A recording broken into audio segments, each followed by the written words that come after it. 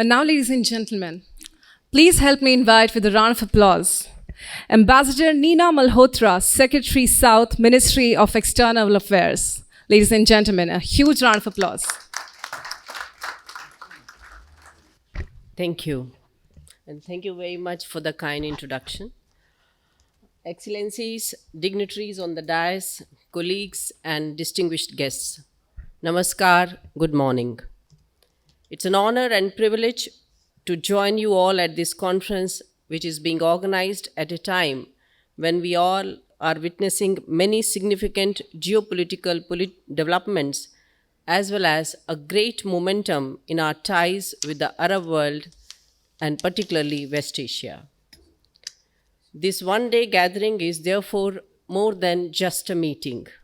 I am confident that it's going to serve as a platform to share ideas, deepen our understanding, highlight convergence in our interests, and unlock the incredible potential of our dynamic regions.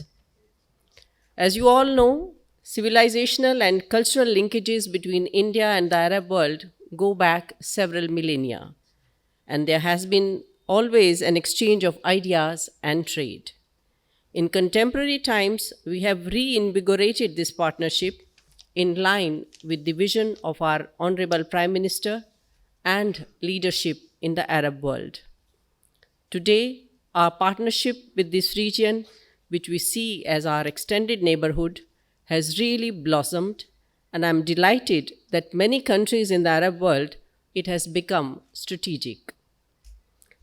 This region is important for our energy security, our food security, and as a home and workplace for millions of Indians.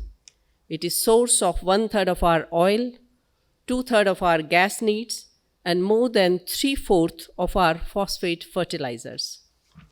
The region is home to around 10 million Indians who send more than $40 billion back to India annually. Friends, trade and economic ties are crucial pillars of our relations, and together we continue to make efforts to fully realize our untapped potential in this area. Strategically, the Arab and the Gulf states sit at the crossroads of Asia, Africa, and Europe, making them vital to global trade and geopolitical stability. This region is a gateway to critical maritime routes like the Suez Canal and the Strait of Hormuz, which are essential for global shipping and energy transport. The region is vital to India's strategic objectives. You are all aware of the strong ties India shares with the Gulf, where our annual trade ranges between $160 to $180 billion.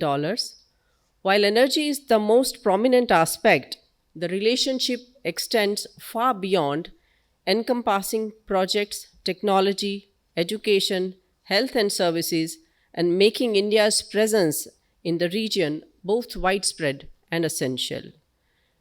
This region also acts as a gateway to the MENA region and the Mediterranean, with which India's trade is reaching $80 billion annually.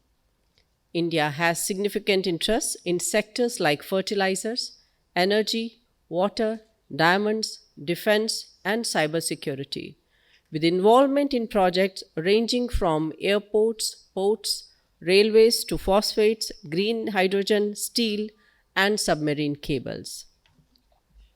Friends, as many of you are aware, India is today the 4th largest economy in the world. We are the only major economy that is not only growing at the rate of over 7%, but also provides a huge market. We are the most populous country on earth, and when we talk about our population, it's not just numbers. It is both a large consumer base as well as talented workforce.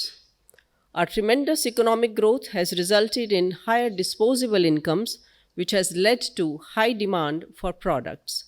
The growing Indian middle class is the driving force behind generating a huge demand for goods and services. It's estimated that by 2030, Indian middle class would be the second largest global consumers. There is therefore ample scope for resource partnerships. As we grow, the demand for oil, gas, for strategic minerals, for food commodities is going to rise as part of the growing progress and prosperity. We see this as really a big opportunity for our partners in the Arab world and Middle East, and Indian products and services and our skilled workforce in turn will help to meet the expectations and aspirations in the Arab world.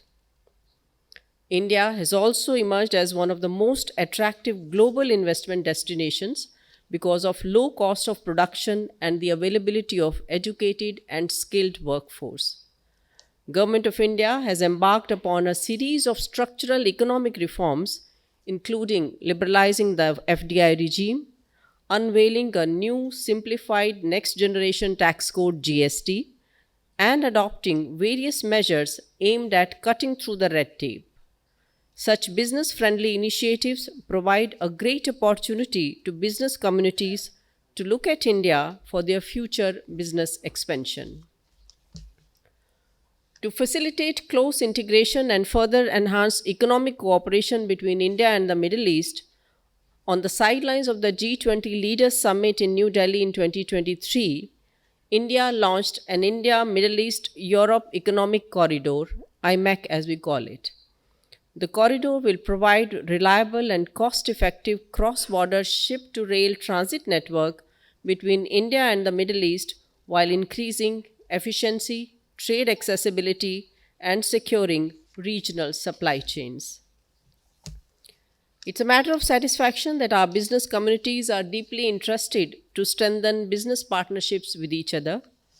Representatives of Indian and Arab companies have joined us today, reflecting the enthusiasm and commitment of private sector on both sides to grow this partnership. I see this as a powerful symbol of growing strength and depth in our bilateral relations. The objective of today's event is to bring the industry members of both countries on same platform to bridge the information gap and promote understanding of how our companies can work together, collaborate, form joint ventures, and join the transformation process going on in both regions. In this context, I would also like to take a moment to highlight the important role that could be played by the India-Arab Chamber of Commerce in strengthening the ties between India and the Arab world.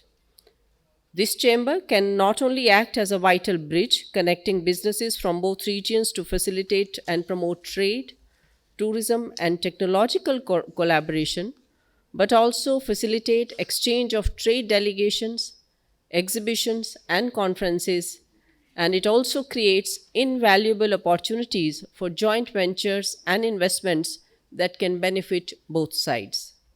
Our collaboration promises not just growth, but sustainable progress for generations to come.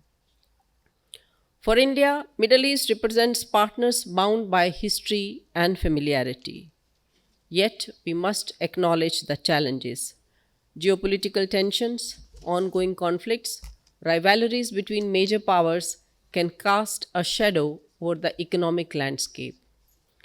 I hope the brainstorming here today comes up with practical ideas and solutions on how we can further strengthen our economic collaboration to further integrate our regions despite all these challenges.